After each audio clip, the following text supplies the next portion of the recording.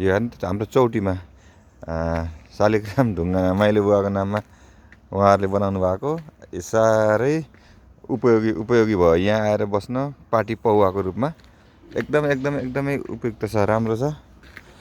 आहा हेर्नुहोस् त जतिजना पनि बस्न मिल्ने, बर्खामा खेती गर्न आउनेहरूलाई काम गर्दाखेरि पनि आएर बस्ने, हिँड्नेहरूलाई बस्ने। अनि त्यस पछाडि गएर यहाँ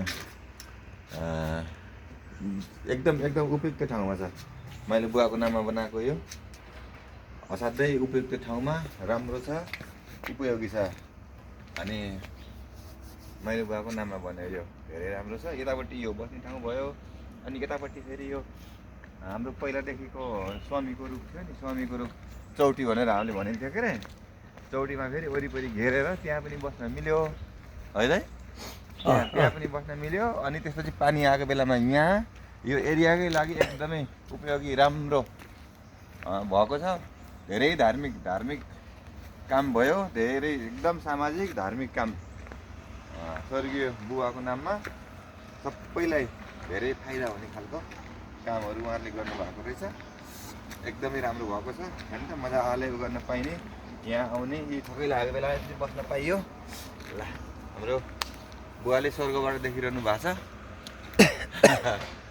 यी स्वामी चौटीको रूपमा यसको संरक्षण पनि भयो। यतापट्टि पार्टी पौवा जस्तो त्यो भयो, यतापट्टि चाहिँ नि यो यसको चाहिँ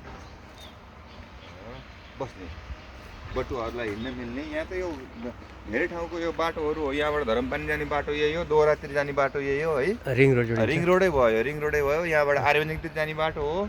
त्यस कारणले यहाँ त यो त्रिवेणी भयो, त्रिवेणी भयो, सबैतिर छ गाडीहरू एकदम हिँडिरहन्छन् यहाँ। अनि माडी हात यहीँबाट सुरु हो, त्यस कारणले गर्दा उपयुक्त ठाउँमा छ। आफ्नै जग्गा जमिनको तल भयो, फेरि एक किसिमले आफ्नै हो यो। अनि धेरै यतापट्टि दमकडातिर जाने सबैतिरबाट मान्छेहरू आउँछन्। लेक पनि यहीँबाट गइन्छ, सबै जहाँसुकै गइन्छ। माडी हाटको त अब हुने द्वार नै भयो है। आर्यवन्जी उहाँ देखिएको छ, त्यस कारणले यहाँ एकदम ठिक छ।